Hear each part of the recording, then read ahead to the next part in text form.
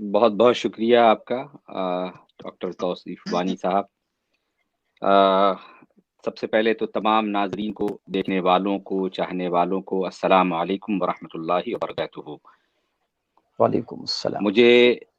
بےحد خوشی ہے کہ آپ حضرات نے مل کر حضرت قائد اہل سنت رئیس القلم حضرت علامہ ارشد القادری رحمۃ اللہ تعالی علیہ کو یاد کیا اور ان کی سالانہ برسی پر اور ان کے عرس کے موقع پر یہ جشن منعقد کیا۔ حق بحقدار رسید۔ سب سے پہلے میں اقبال کے شعر کے ساتھ اپنی گفتگو کا آغاز کرنا چاہوں گا۔ اقبال نے فرمایا تھا کہ کوئی اندازہ کر سکتا ہے، کوئی اندازہ کر سکتا ہے اس کے زور بازو کا، نگاہ مرد مومن سے بدل جاتی ہے تقدیریں۔ میں نے ماشاء اللہ۔ علامہ اقبال کو اپنے بچپن سے پڑھا، دیکھا اور سنا، بہت پڑھا۔ جب جب اقبال کی انقلابی نظمیں پڑھتا تھا تو اقبال کے مرد مومن کی جو تصویر ابھرتی تھی میرے دماغ میں، اور بچپن سے جن کو میں نے اپنے قریب دیکھا، بہت قریب سے جنہیں سنا، جنہیں پڑھا، تو ہمیشہ وہ ایک ہی شخصیت آپ کے ذہن کے پردے پر ابھرتی تھی، اور وہ تھے میرے خود دادا جان رئیس القلم قائد اہل سنت حضرت علامہ ارشد القادری علیہ رحمۃ و رضوان۔ میں نے ان کو اقبال کے مرد مومن کی زندہ صورت میں ان کو چلتے پھرتے اپنے سامنے دیکھا کہ جو صفات ایک مرد مومن کی ہو سکتی تھی، جو علامہ اقبال نے اپنی نظم میں بیان کیا، وہ میں علامہ ارشد القادری کی شکل میں اپنے گھر کے اندر وہ تصویر دیکھتا تھا ہمیشہ سے۔ علامہ ارشد القادری صاحب کی قائد اہل سنت کی اتنی شش جہات پہلو ہیں اور اتنے پہلو ہیں کہ ان سبوں کو ایک مختصر سی گفتگو میں احاطہ کرنا ممکن نہیں، مشکل ہے، بہت مشکل ہے، ممکن نہیں ہے۔ نہ تحریر کے ذریعے، نہ تقریر کے ذریعے، اور نہ کسی اور ذریعے سے، اس کے لیے پورا ایک دفتر چاہیے۔ یہاں پر میں حضرت علامہ ارشد القادری علیہ رحمۃ الرضوان کی ان خصوصیات کو صرف بیان کرنا چاہتا ہوں جو انہیں اپنے معاصرین سے ممتاز کرتی ہے۔ بہت سی ایسی خصوصیات ہیں جو آپ دیکھیں گے لوگوں میں کامن ہوا کرتی ہیں، علماء میں کامن ہوتی ہیں، فضلاء میں کامن ہوتی ہیں، بہت سے لوگوں میں کامن ہوتی ہیں، لیکن علامہ ارشد القادری علیہ الرحمہ کی وہ ذات کیا تھی جو انہیں اپنے دوسروں سے ممتاز کرتی تھی، بالخصوص اپنے معاصرین سے ممتاز کرتی تھی انہیں؟ تو وہ چند خصوصیات ہیں جن میں سے بہت سی ایسی خصوصیات ہیں جس سے میں جانتا ہوں کہ ہمارے عوام، ان کے چاہنے والے، ان کے ماننے والے، ان کے جانثاران، ان کے مریدین، ان کے متوسلین نہیں جانتے ہوں گے۔ ان میں سے چند چیزیں ایسی ہیں جو جانتے بھی ہوں گے، اور چند بہت سی ایسی چیزیں ہیں جو نہیں جانتے ہوں گے۔ ان میں سے ایک سب سے بڑی خصوصیت یہ ہے کہ علامہ ارشد القادری ہر فن مولا شخصیت کا نام تھا۔ وہ متبحر عالم دین بھی تھے، وہ مفتی بھی تھے، وہ صاحب طرز انشا پرداز بھی تھے، مصنف بھی تھے، مناظر بھی تھے، صحافی بھی تھے، معمار بھی تھے، قائد بھی تھے، شاعر بھی تھے اور خطیب بھی تھے۔ ایک شخصیت کے اندر اتنی خوبیوں کا جمع ہو جانا وہ ممکن نہیں ہے، یہ خدا داد، ایک اللہ کی طرف سے یہ انعام ہوتا ہے جو کسی کسی کو عطا ہوتا ہے۔ اور یہ میں کوئی لفاظی نہیں کر رہا ہوں یا قافیہ پیمائی نہیں کر رہا ہوں کہ لوگ آج کل جب گفتگو کرتے ہیں یا لکھتے ہیں تو کسی شخصیت کے بارے میں زمین آسمان کے قلابے بھی ملاتے ہیں، اور بہت سی ایسی باتیں بولتے ہیں جو ممدوح کے اندر نہیں ہوتی، اس شخصیت میں نہیں پائی جاتی۔ لیکن اگر میں کہوں گا کہ وہ متبحر عالم دین تھے علامہ ارشد القادری علیہ رحمۃ و رضوان، تو وہ پوری دنیا اس کی گواہی دے گی۔ اگر میں کہوں کہ وہ مفتی تھے تو پوری دنیا ان کی گواہی دے گی کہ سینکڑوں کی تعداد میں ان کے فتاوے آج بھی موجود ہیں، اور شریعت مطہرہ کے معاملے میں اس کے بعد میں ان کی اپنی ایک رائے ہوتی تھی، اور جس رائے پر وہ مستحکم ہوا کرتے تھے۔ تصنیف کے تعلق سے مجھے چراغ کو روشنی دکھانے کے مترادف ہے۔ ان کی تصنیفات، سینکڑوں کی تعداد میں ان کے مضامین اور درجنوں کی تعداد میں ان کی تصانیف اس بات کا بین ثبوت ہے۔ وہ مناظر بھی تھے، ان کا بے شمار مناظرے انہوں نے اپنے مسلک حق کے لیے، انہوں نے دوسرے مکاتب فکر کے نمائندوں سے مناظرے کیے اور انہیں فتح مبین بھی حاصل ہوئی۔ وہ صحافی بھی تھے، جامع نور اور جامع کوثر کی شکل میں، رفاقت اور شان ملت کی شکل میں، وہ آج بھی ان کی فائلیں موجود ہیں۔ وہ معمار تھے، بحر کی وسعتوں میں، نہ صرف ہندوستان میں بلکہ پوری دنیا کی مختلف ممالک میں، مختلف شہروں میں انہوں نے جس طرح سے مدارس اور مساجد اور تحریکوں کا قیام کیا ہے، وہ کسی سے ڈھکی چھپی بات نہیں ہے. وہ قائد بھی تھے، ہندوستان کا مسئلہ ہو یا بر صغیر کا مسئلہ ہو یا پوری دنیا کا، جہاں بھی امت مسلمہ کو انہوں نے گرتا ہوا محسوس کیا، انہوں نے اپنی قیادت کے ذریعے، اپنی رہنمائی کے ذریعے پوری امت مسلمہ کی قیادت فرمائی اور ان مسائل کو حل کرنے کی کوشش کی جن مسائل کو کی طرف کوئی دیکھ نہیں رہا تھا. وہ شاعر بھی تھے، بہترین شاعر تھے، اور ایسے شاعر کہ ان کے ایک ایک شعر کو پڑھ کر رقت قلب پیدا ہوتی ہے، دل میں ایک رقت پیدا ہو جاتی ہے. وہ بہترین خطیب بھی تھے، اپنی خطابت سے انہوں نے ہزاروں دلوں کو مسخر کیا، اور اپنی خطابت سے انہوں نے ہزاروں دلوں کو اور ہزاروں ذہنوں کو مسخر کیا ہے. یہ کوئی ڈھکی چھپی بات نہیں ہے. اگر یہ ایسی خصوصیت ہے علامہ ارشد القادری علیہ رحمت و رضوان کی، جو انہیں اپنے معاصرین سے، بے شمار معاصرین سے اور اپنے زمانے میں اپنے علماء جو دیگر علماء تھے ان کے ساتھ تھے، ان سے انہیں بہت ممتاز کرتی ہے. ایک بات تو، ایک خوبی تو یہ ہو گئی. دوسری خوبی یہ تھی کہ انہیں دین و مسلک کا جو درد تھا، میں سمجھتا ہوں کہ میں نے اپنی زندگی میں اس بات کی گواہی سینکڑوں لوگ دیں گے کہ انہیں دین اور مسلک کا جو درد تھا، وہ دنیا میں نے کسی بھی عالم دین کے اندر وہ درد نہیں دیکھا. اس مسلک کا درد اس طرح تھا کہ جہاں جس نے جس وقت پکارا وہ چلے گئے اٹھ کر. نہ پوچھا کہ نذرانہ کتنا ملے گا، نہ یہ پوچھا کہ میری آسائش اور آرام کے لیے آپ کیا سہولتیں فراہم کرو گے، نہ یہ پوچھا کہ مجھے تنخواہ میری کتنی ہوگی، نہ یہ پوچھا کہ میری آرام اور آسائش کا کیا خیال ہوگا. کچھ نہیں پوچھا. جہاں جس نے پکارا دوڑتے چلے گئے، وہاں پر ادارہ قائم کیا بے غرض اور بے لوث ہو کر. اور کسی کو یہ نہیں پتا تھا کہ علامہ ارشد القادری صاحب آئے ہیں تو کس کے لیے آئے ہیں. لوگ دنیا میں جاتے ہیں تو اپنے مریدین کے لیے جاتے ہیں، اپنے متوسلین کے لیے جاتے ہیں، اپنے رشتہ داروں کے لیے جاتے ہیں. یہ ایک بے غرض ایک ایسا درویش ہے کہ جس کو پکارا جا رہا ہے، اور چاہے وہ ایران ہو کہ توران ہو، چاہے ہندوستان کا کوئی دیہات ہو کہ کوئی شہر ہو، انہیں کوئی فرق نہیں پڑتا ہے. انہوں نے اپنی اٹیچی اٹھائی، اپنا بستر اٹھایا اور چل پڑے. اور جہاں کہیں 2 مہینہ گزار رہے ہیں، کہیں 3 مہینہ رہ رہے ہیں، کہیں 4 مہینے گزار کے آ رہے ہیں، انہیں کوئی فرق نہیں پڑ رہا ہے کہ میرے بیوی بچے کیسے پل رہے ہیں، میرے بچوں کا کیا ہو رہا ہے، میرے گھر کے پیچھے میرے گھر کیسے چل رہے ہیں. انہیں کوئی اس سے غرض نہیں تھا. دین و ملت کا ایسا درد کہ میں نے اپنی آنکھوں سے دیکھا ہے کہ حضرت نظام الدین اولیاء کی درگاہ میں بیٹھ کر رات بھر آہ و وزاری کرتے ہوئے میں نے ان کو دیکھا ہے. مصلی پر بیٹھ کر ملت کے لیے روتے ہوئے ان کو دیکھا ہے. ایسی آہ فغاں کہ دیکھ کے دل پھٹ پڑے.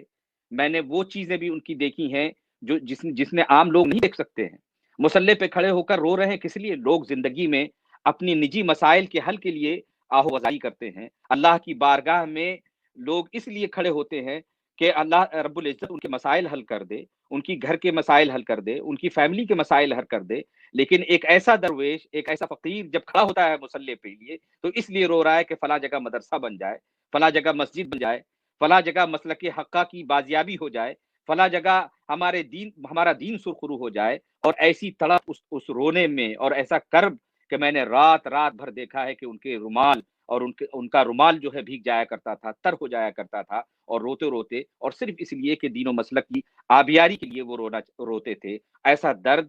اور ایسی فکر، ایسا درد میں نے اپنی زندگی میں، کیا میں نے اپنے بڑوں سے بھی سنا ہے کہ انہوں نے بھی اپنی زندگی میں ایسا درد اور ایسا خلوص نہیں دیکھا. تیسری جو خوبی ان کی تھی وہ بہت بڑی یہ خوبی تھی کہ لوگ جب بھی کوئی کام کرتے ہیں تو سب سے پہلے یہ دیکھتے ہیں کہ وہ زمین کیسی ہے جہاں پر کام کیا جا رہا ہے. وہ زمین اگر بہت ہی سرسبز و شاداب ہے، پیسے کے اعتبار سے، افراد کے اعتبار سے، تب جا کر لوگ وہاں جانا تیار ہوتے ہیں کہ ٹھیک ہے میں وہاں پر آرگنائزیشن قائم کروں گا، وہاں مدرسے بنا دوں گا، وہاں مسجد بناؤں گا، یا وغیرہ وغیرہ جو بھی کروں گا، کیونکہ وہاں پر سہولتیں ہیں، وہاں پر افراد ہیں، وہاں پر پیسے ہیں، وہاں سرمایہ دار ہیں. لیکن علامہ ارشد القادری کی یہ خصوصیت تھی پوری دنیا میں دعوے کے ساتھ، پوری ذمہ داری کے ساتھ کہہ رہا ہوں کہ پوری ذمہ داری کے ساتھ کی یہ خصوصیت تھی کہ وہ بنجر زمین کو لالازار بنانے کے ماہر تھے. ایسی زمین جہاں پر کوئی حل نہیں چلا سکتا ہو، ایسی زمین جہاں پر کوئی سوچ بھی نہیں سکتا ہو کہ جہاں پر فصل اگ سکے گی، علامہ ارشد القادری وہاں جاتے تھے اور وہاں جانے کے بعد وہاں پر اس بنجر زمین کو لالازار بنا کر نکلتے تھے. اس کی 2 مثالیں میں آپ کو دوں گا. ایک مثال ہے ورلڈ اسلامک مشن لندن کی مثال ہے، بریڈ فورڈ کی مثال ہے. ورلڈ اسلامک مشن میں جس وقت علامہ ارشد القادری صاحب وہاں پر گئے، اس کی مختصر سے ایک بیک گراؤنڈ میں آپ کو بتا دوں کہ 1971 میں دار ارقم مکۃ المکرمہ میں اہل سنت کے علماء جمع ہوئے. بڑے علماء تھے جن میں پاکستان کے بھی علماء تھے. علامہ شاہ عبد المصطفیٰ اظہری تھے، علامہ عبدالستار خان نیازی تھے، مفتی برہان الحق جبل پوری رحمۃ اللہ تعالیٰ علیہ تھے، اور بھی بڑے بڑے کبار علماء موجود تھے. علامہ ارشد القادری صاحب بھی حج کرنے گئے. میٹنگ ہوئی اور یہ طے پایا کہ ایک عالمی آرگنائزیشن بننی چاہیے اور اس کا ہیڈ کوارٹر بریڈ فورڈ میں ہو تاکہ عالم اسلام کے علماء کو جمع ہونے میں کوئی پریشانی کوئی دقت نہ ہو. لوگوں نے تنظیم بنائی اور تنظیم کا کئی دن کی جدوجہد کے بعد تنظیم بنی. تنظیم کے بعد حضرت علامہ ارشد القادری صاحب کو اس کا کنوینر نامزد کیا گیا اور حضرت پیر معروف شاہ نوشاہی صاحب جو پاکستان کے تھے ان کو بھی کنوینر بنایا گیا کہ بھئی آپ ٹھیک ہے آپ کام کریں اور ہم لوگ آپ کے ساتھ ہیں, اور اس کا نام ورلڈ اسلامک مشن رکھا گیا. یہ بات 1971 کی ہے. لوگ اپنے اپنے گھروں میں گئے نشستر برخاستن, اس کے بعد سب کچھ ختم ہو گیا. کہاں تنظیم گئی, کسی کے حاشیے ذہن میں بھی نہیں تھا کہ کوئی تنظیم بنی تھی 1971 میں. 1971 جنوری کی بات ہے یہ. لوگ اپنے اپنے گھروں کو چلے گئے. علامہ ارشد القادری صاحب بھی حج کر کے لوٹ آئے اپنے گھر میں, حضرت قائد اہل سنت واپس آ گئے. 1972 کے نومبر میں وہ اپنے نجی دورے پر لندن تشریف لے جاتے ہیں. ان کے ایک بڑے مخلص تھے, حضرت تھے نہیں بلکہ موجود ہیں, ابھی باحیات ہیں, اللہ تعالیٰ انہیں زندگی عطا فرمائے, قاری اسماعیل ٹنکاروی. قاری اسماعیل ٹنکاروی صاحب جو ہیں وہ علامہ ارشد القادری صاحب کے بڑے فین ہوا کرتے تھے, ان کی کتابوں کے. ان کی کتابیں تبلیغی جماعت وغیرہ پڑھ کے انہوں نے انہیں دعوت دی لندن آنے کی کہ تشریف لائیں اور یو کے میں آپ کا دورہ ہونا چاہیے. اس زمانے میں شاید ہی باید, یعنی میں سمجھتا ہوں کہ حضرت علامہ عبدالعلیم صدیقی میرٹھی رحمۃ اللہ تعالی علیہ کے بعد شاید ہی کوئی ایسا عالم دین ہوگا جو ہندوستان سے نکل کر یورپ کی سرزمین پر پہنچا ہو, بہت شاید. اس کے بعد لوگوں نے جانا شروع کیا ہے. پہلے شخصیت تھے حضرت علامہ ارشد القادری, اور بڑی بات تھی اس زمانے میں. علامہ ارشد القادری صاحب نومبر 1972 میں لندن پہنچتے ہیں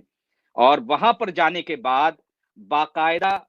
جب انہوں نے ورلڈ اسلامک مشن کو, خود علامہ صاحب لکھتے ہیں کہ ورلڈ اسلامک مشن کو لوگوں نے بنایا اور ان کے قائدین بھول گئے کہ کوئی تنظیم بھی بنی تھی.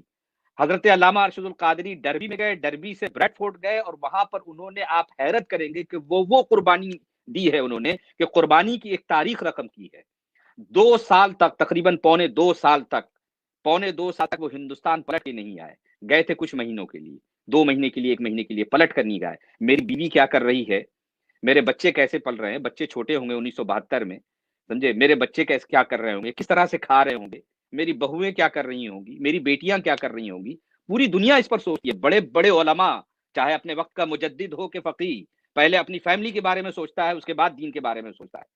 پہلے اپنے بچوں کے بارے میں سوچتا ہے, پھر اس کے بعد مسلک کے بارے میں سوچتا ہے. ایک ایسی ذات جو وہاں جانے کے بعد سوچ بھی نہیں رہی ہے کہ ان کے بیوی بچوں کا کیا ہوگا, ان اداروں کا کیا ہوگا جو پیچھے وہ چھوڑ کر آئے ہیں, ان آرگنائزیشن, ان تنظیموں کا کیا ہوگا جس کام کو وہ ادھورے چھوڑ کر آئے ہیں. وہاں پر گئے بریڈ فورڈ میں, اور آپ حیرت کریں گے, شاید یہ کسی کو نہ معلوم ہو کہ انہیں ایک پلیٹ فارم چاہیے تھا اپنی تحریک چلانے کے لیے, ورلڈ اسلامک مشن کے قیام کے لیے. انہوں نے انجمن تبلیغ الاسلام کے پلیٹ فارم سے اپنی امامت جیسی معمولی نوکری, امامت و خطابت جیسی معمولی نوکری کو انہوں نے قبول کیا, یہ سوچ کر کہ جبکہ اس زمانے میں بحیثیت علامہ, بحیثیت مصنف, بحیثیت مناظر, بحیثیت خطیب ان کا ڈنکا بج رہا تھا بر صغیر کے اندر. وہ شخص آتے ہیں اور وہاں پر آ کے بریڈ فورڈ میں وہاں پر انہوں نے قیام کیا, اور قیام کرنے کے بعد انہوں نے تحریک چلائی, اور 2 سال کی جدوجہد کے بعد ایک چرچ کو خرید کر اس کو اسلامک مشنری کالج میں کنورٹ کر دیا, ورلڈ اسلامک مشن میں کنورٹ کر دیا. اس کے بعد قائدین آئے, حضرت علامہ شاہ احمد نورانی, حضرت علامہ عبدالستار خان نیازی, مولانا قمر الزما اعظمی, مولانا شاہد رضا نعیمی, یہ سب علامہ ارشد القادری کی دعوت پر بعد میں آئے. لیکن ورلڈ اسلامک مشن کو اپنے خون جگر پلا پلا کر جو جوان کیا اور بڑا کیا, اس ذات کا نام حضرت علامہ ارشد القادری ہے. اور جب وہ ورلڈ اسلامک مشن کا وہ پلیٹ فارم خریدنے کے بعد اسلامک مشنری کالج کے نام پہ جب انہوں نے پہلی کانفرنس کی, تو مجھے یاد ہے کہ حضرت علامہ ارشد القادری صاحب نے کھڑے ہو کر یہ شعر پڑھا تھا کہ اٹھو یہ منظر شبتاب دیکھنے کے لیے, اٹھو یہ منظر شبتاب دیکھنے کے لیے, کہ نیند شرط نہیں خواب دیکھنے کے لیے, کہ نیند شرط نہیں خواب دیکھنے کے لیے. خواب دیکھنے کی نیند شرط نہیں ہے. اگر یہ منظر شبتاب دیکھنے کے اگر آپ کے اندر حوصلہ ہے تو اس حوصلے کا اندر وہ کمال پیدا آپ کر سکتے ہیں اپنے خون جگر سے, اپنے اخلاص سے, اپنی وفا سے, کہ یہ ایسی تاریخ رقم کی ہے انہوں نے کہ ان کا کوئی سہیم و شریک میں سمجھتا ہوں کہ پوری دنیا میں آپ کو نظر نہیں آئے گا. دوسری مثال جو ہے دہلی کی سرزمین پر حضرت جامع نظام الدین اولیاء کی شکل میں حضرت علامہ ارشد القادری علیہ رحمت میں, کوئی سوچ بھی نہیں کر سکتا تھا. لوگ کہتے تھے کہ لوگ ٹرینیں بدلنے کے لیے دلی آیا کرتے تھے, بڑے بڑے علماء, حیرت کی بات ہے کہ 200 کلومیٹر دور اہل سنت و جماعت کا مرکز بریلی موجود تھا۔ حیرت کی بات ہے کہ وہیں پر دہلی کے اندر 22 خواجگان کی چوکھٹ موجود تھی، پوری اہل سنت و جماعت سمٹ کر درگاہوں میں سمٹی ہوئی تھی۔ اہل سنت و جماعت عوام میں نہیں تھی، کہاں تھی مساجد، کہاں تھے مدارس، کچھ نہیں تھا دہلی کے اندر۔ میں خود یاد ہے مجھے بچپن میں آیا کرتا تھا تو کوئی نظر گلے ملنے والا کوئی نہیں ہوتا تھا، کوئی سلام کرنے والا نہیں ہوا کرتا تھا۔ حضرت علامہ ارشد القادری علیہ الرحمہ نے 1980 میں جامعہ حضرت نظام الدین اولیاء کی شکل میں داغ بیل ڈالنے کے لیے وہاں پر فروکش ہو گئے دہلی کے اندر، اور حضرت محبوب الہی حضرت نظام الدین اولیاء کے نام پر ان کی برکت کے لیے حضرت علامہ ارشد القادری علیہ الرحمہ نے اس ادارے کا نام رکھا، کیونکہ ان کے دماغ میں ایک ایسا ادارہ تھا۔ مجھے یاد آتا ہے آج بھی کہ جب لوگ کہتے ہیں کہ جب سر سید وہاں گئے، لندن گئے، اور لندن سے آنے کے بعد انہوں نے جب آکسفورڈ کو دیکھا تو آنے کے بعد انہوں نے علی گڑھ مسلم یونیورسٹی بنائی، اور آج اس کے بعد علی گڑھ مسلم یونیورسٹی بنانے کے بعد انہوں نے ہزاروں لاکھوں مسلمانوں کو برسر روزگار کیا اور انہیں مین اسٹریم سے لا کر جوڑ دیا۔ علامہ ارشد القادری بھی جب لوٹ کے آئے 1974-75 میں، جب 1975 میں لوٹ کے آئے تو 1980 میں انہوں نے دیکھا یورپ کی سرزمین پر کہ ہمارے علماء کی بے وقتی کیسی ہے، ہمارے علماء بغیر انگریزی زبان کو جاننے میں گنگے ہیں، ہمارے علماء بغیر عربی زبان کے عالمی مبلغ نہیں بن سکتے، ہمارے علماء بغیر دعوت و تبلیغ کے جو نئے ہتھیار جو ہوتے ہیں ان سے جب تک وہ لیس نہیں ہو سکتے وہ عالمی مبلغ نہیں ہو سکتے۔ یہ سوچ کر کے انہوں نے جامعہ نظام الدین جیسے منفرد ادارے کی بنیاد رکھی، اور اس کے بعد 1995 میں حضرت علامہ صاحب نے سنی کانفرنس رکھی، جس کانفرنس کے بعد پورے دہلی کے اندر اور اطراف میں اہل سنت و جماعت کا غلغلہ بلند ہو گیا کہ اور اپنے وجود، اپنے مسلک کی شناخت حضرت علامہ ارشد القادری نے دی، اور اس کے ذریعے سے پھر پورے ہندوستان میں جو سیاسی، مسلکی اور معاشری دبدبہ جو قائم ہوا اہل سنت و جماعت کا، وہ بیان کرنے کے قابل ہے۔ وہ کبھی وقت ہوا تو اس کی کتاب بھی لکھی جائے گی، کبھی وقت ہوا تو اس پر خطاب بھی کیا جائے گا۔ اور حضرت علامہ ارشد القادری نے اس ادارے کے ذریعے، بہت سے لوگ بولتے ہیں کہ جامعہ نظام الدین اولیاء ایک چھوٹا سا ادارہ، ایک چھوٹا ادارہ نہیں ہے، وہ ایک ایسا پل ہے جس نے مدارس کے طلبہ کو جامعہ ازہر جیسی یونیورسٹی میں پہنچایا،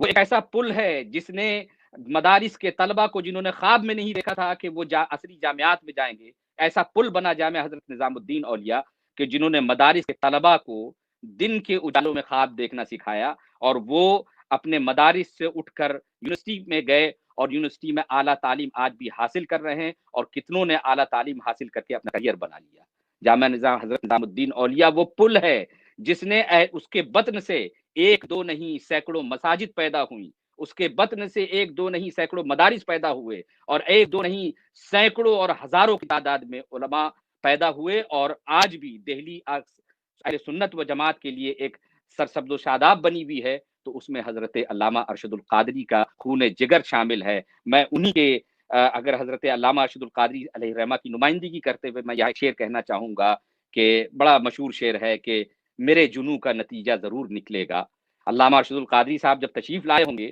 اور جب یہ اندھیرا دیکھا ہوگا دہلی کے اندر، تو ضرور یہ شعر پڑھا ہوگا کہ میرے جنوں کا نتیجہ ضرور نکلے گا، اسی سیاہ سمندر سے نور نکلے گا، اسی سیاہ سمندر سے نور نکلے گا۔ اور انہوں نے دکھایا، یہ کر دکھایا، اور پوری دنیا کو ورطہ حیرت میں ڈال دیا کہ ایک بنجر زمین کو کیسے لالہزار انہوں نے بنایا۔ علماء تو وہاں پر درگاہوں پہ حاضری دینے کے لیے آیا کرتے تھے۔ میں مبارکباد دیتا ہوں اب سب سے پہلے میں اپنے چھوٹے ابو کو، میرے چھوٹے ابو ہیں، میرے والد سے چھوٹے ہیں، حضرت مولانا فیض ربانی صاحب، اور میں اپنے بھائی کو حضرت مولانا محمود غازی ازہری صاحب کو، جو اس وقت موجود ہیں اور اس کارواں کے قائد ہیں، ڈائریکٹر ہیں، اور الحمدللہ رب العالمین ان دونوں نے خاص طور پر، اور ان کے ساتھ حضرت جناب حسنین برکاتی صاحب ہیں، میرے والد ماجد ہیں مولانا غلام ربانی صاحب ہیں، ان سبوں نے مل کر، اور خصوصی طور پر ان دونوں کا جو میں نے نام لیا ہے، انہوں نے جس طرح سے اس چمن کو ہرا بھرا رکھا ہے، میں ان کو سیلوٹ کرتا ہوں۔ اللہ تعالیٰ اس کو جزائے خیر عطا فرمائے کہ جس طرح سے انہوں نے ان کے مشن کو زندہ رکھا ہے دہلی کے اندر، اللہ تعالیٰ ان کو اور ان کو ہمت دے، ان کو بازو دے، ان کو طاقت دے ان کے بازو میں، کہ وہ اس طرح سے حضرت علامہ ارشد القادری کا کہ مشن کو آگے بڑھاتے جائیں، کیونکہ یہی ان کی جانشینی ہے، یہی ان کی جو کچھ بھی ہے وہ یہی ہے جانشی۔ حضرت علامہ ارشد القادری کوئی پیر طریقت نہیں تھے کہ جس کی گدی پر بیٹھ کر آپ دستبوسی کروائیں۔ حضرت علامہ ارشد القادری ایسے فقیر کا نام تھا، ایک ایسے مرد مجاہد کا نام تھا کہ ان کے ساتھ چلنے والے لوگ ان کے مشن کو جب لے کر آگے چلیں گے تو وہی ان کا صحیح نائب بھی کہلائے گا، اور وہی ان کا صحیح معنوں میں وارث بھی کہلائے گا۔ جو لوگ بھی کریں گے ماشاءاللہ، میرے خاندان کے ان کے صاحبزادگان اور ان کے پوتے سب مل کر حضرت علامہ ارشد القادری کے اس مشن کو آگے لے کر چل رہے ہیں، اور دراصل یہی مشن ہے ان کا جو ہمیں آگے لے کر چلنا ہے۔ علامہ ارشد القادری کوئی پیر نہیں تھے کہ ان کا عرس منایا جائے، علامہ ارشد القادری صاحب کوئی پیر نہیں تھے کہ ان کے نام پہ دستبوسی کی جائے، علامہ ارشد القادری کوئی شیخ طریقت نہیں تھے کہ ان کے نام پر نذرانے وصول کیا جائے۔ علامہ ارشد القادری اس مرد مجاہد کا نام تھا کہ جن کے مشن کو آگے لے کر ان کے خواب کو شرمندہ تعبیر کیا جائے۔ ایک بڑی بات میں کہنا چاہتا ہوں کہ شاید ہمارے لوگوں کو، عوام کو نہ معلوم ہو، وہ ہے ان کا بے پناہ اخلاص مدارس اور مساجد اور اداروں کے قیام کے سلسلے میں۔ مجھے آپ بتائیں، میں پورے دعوے کے ساتھ پوچھتا ہوں، ایک نام بتائیں مجھے، پوری دنیا کے اندر کسی ایک عالم دین کا نام بتائیں کہ جس نے اپنا ادارہ بنایا ہو اور اپنے بیٹے کو نہیں دیا ہو یا اپنے پوتے کو نہیں دیا ہو۔ مجھے کوئی ایک نام بتائیں۔ علامہ ارشد القادری تو بانی مدارس مساجد کثیرہ تھے، یعنی دوسرے لوگ تو ایک مدرسہ بناتے تھے، کس لیے؟ بھئی میرا مزار بن جائے وہاں پہ، میں وہاں پر میرا ایک مرکز بن جائے، میری وہاں پہ لوگ میرے مریدین متوسلین آئے، اور وہ وہاں پر ایک مدرسہ بھی چل رہا ہے، ایک مسجد بھی چل رہی ہے۔ لیکن علامہ ارشد القادری نے کبھی اس کی پرواہ نہیں کی ہے، کبھی نہیں پرواہ کی۔ زندگی میں کئی بار کئی موڑ ایسے آئے کہ علماء نے کہا کہ حضرت آپ اپنا جانشین نامزد کر دیجئے، حضرت آپ اپنے بچوں کو دے دیجئے۔ حضرت علامہ فرماتے تھے کہ میں اپنے استاد کے مشن پر چلتا ہوں اور انہی کی فکر پر چلتا ہوں۔ میرے استاد فرمایا کرتے تھے کہ جب تک میں زمین پر رہوں گا کام کرتا رہوں گا، اور میرے بعد میری جو چاہنے والے ہیں اگر وہ چاہیں تو میرے بعد میرا جانشین کسی کو نامزد کر سکتے ہیں، میرے بعد میرا کسی کو وارث بنا سکتے ہیں، میرے بعد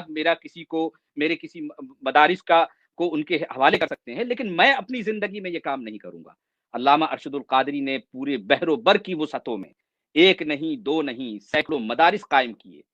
سینکڑوں مسجدیں بنائی، لیکن اپنی زندگی میں اپنے کسی بچے کو میں نامزد نہیں کیا کہ یہ مدرسہ میرا ایک بچہ چلائے گا، میرے خاندان کے لوگ چلائیں گے، کوئی نہیں ہے۔ ایک مثال مجھے آپ دے علامہ ارشد القادری کے مقابلے میں، آپ کو کوئی مثال آپ نہیں دے سکتے ہیں الا ماشاء اللہ۔ اپنے بچوں کے لیے کبھی انہوں نے کچھ نہیں کیا۔ لوگ جب اس قد کا عالم، علامہ ارشد القادری جیسے قد کا عالم، جو صرف ہندوستان میں نہیں بحر و بر کی وسعتوں میں گھوڑے دوڑا رہا ہے، جو یورپ امریکہ کی خاک چھان رہا ہے، جس کے پاس دولت اور املاک کی کمی نہیں ہے، ایسے افراد موجود ہیں کہ ایک اشارہ کر دے، ایک سیاسی شخصیت کو اشارہ کر دے، ایک سرمایہ کو اشارہ کر دے تو ان کے بچوں کو کیا سے کیا وہ لے کے کر دیں۔ لیکن دنیا جانتی ہے کہ میرے والد ماجد آج بھی کرائے کے گھر میں رہتے ہیں، میرے اور بھی جتنے بھی جو اور چچا ہیں، جو لوگ ہیں، میرے گھر کے افراد ہیں، وہ آج بھی محنت کرتے ہیں، ان کے بیٹے نہیں، ان کے پوتے تک بھی آج محنت کر کے اپنی روزی روٹی کما رہے ہیں۔ انہوں نے کبھی بھی ایسا نہیں ہوا کہ کسی مریدین کی جیب پر ڈاکہ ڈالا ہو، کیونکہ علامہ ارشد القادری ایسا اخلاص اور ایسی روحانیت، میں کہتا ہوں کہ آپ دنیا یہ مثال دینے سے قاصر ہے، کبھی مثال نہیں دے سکتی۔ اور اخلاص کا یہ عالم تھا کہ بچوں کی شادیاں ہو رہی ہیں اور حضرت علامہ ارشد القادری صاحب ایسے تشریف لا رہے ہیں جیسے کوئی مہمان آ رہا ہو۔ نکاح کے وقت 5 منٹ کا میرے پاس ٹائم نہیں ہے، میرے پاس 24 گھنٹے ٹائم ہے، دین کے لیے ٹائم ہے، ملت کے لیے ٹائم ہے، میرے مسلک کے لیے ٹائم ہے، میرے قلم کے لیے میرے پاس ٹائم ہے، میرے ان سب چیزوں کے لیے میرے پاس ٹائم نہیں ہے۔ دنیا نے اپنی آنکھوں سے دیکھا کہ وہ مرد مجاہد اپنے ہی بچوں کی شادیوں میں اس طرح آتا ہے جیسے کوئی مہمان چلا آ رہا ہو۔ 5 منٹ نکاح میں شریک ہوئے، کھانا تناول فرمایا اور چلے گئے۔ ایسا مرد قلندر، ایسی شخصیت، ایسا درویش اگر تاریخ میں کوئی دکھا سکتا ہے تو مجھے لا کے دکھائے۔ میں چیلنج کرتا ہوں، کوئی بھی شخصیت، بڑا سے بڑا مجدد ہو سکتا ہے، کوئی بڑا سے بڑا فقیہ ہو سکتا ہے، بڑا سے بڑا مفتی ہو سکتا ہے، بڑا سے بڑا مصنف ہو سکتا ہے، لیکن ایسی شخصیت جو اس اخلاص کا اور اس وفا کا ہو، مجھے شاید پوری دنیا میں کوئی ڈھونڈے سے نہیں ملتا ہے۔ اور آخری بات کہہ کے میں ختم کرنا چاہوں گا، میں دوسرے مہمان بھی ہیں کیونکہ میں چاہتا ہوں کہ دوسروں کو بھی وقت دوں، اور میرے پاس تو پورا ایک دفتر ہے۔ میں نے کہا نا کہ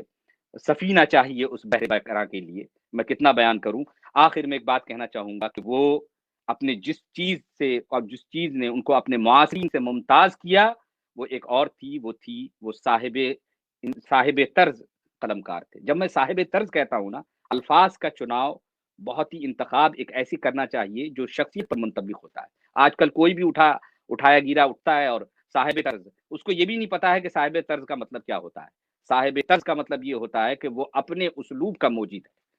اس کا اپنا اسلوب ایک ایسا ہے، اس نے ایک ایسے اسلوب کو ایجاد کیا ہے جو صاحب طرز ہے، وہ اس طرز کا کوئی نہیں ہے، اس اسلوب کا کوئی نہیں ہے۔ تو بلا شبہ علامہ ارشد القادری اپنے معاصرین میں، اپنے زمانے میں، اور بلکہ آج بھی اگر کہوں گا کہ اہل سنت و جماعت میں ایسا کوئی قلمکار نظر نہیں آتا جو اس طرز کا لکھنے والا ہو، اس طرز کا، اس اسلوب کا مالک ہو۔ مجھے یاد آتا ہے آج بھی کہ حضرت سید محمد اشرف ماہرروی فرماتے تھے، مجھے کئی بار انہوں نے فرمایا کہ میرے بڑے ابا حضرت سید العلماء علامہ سید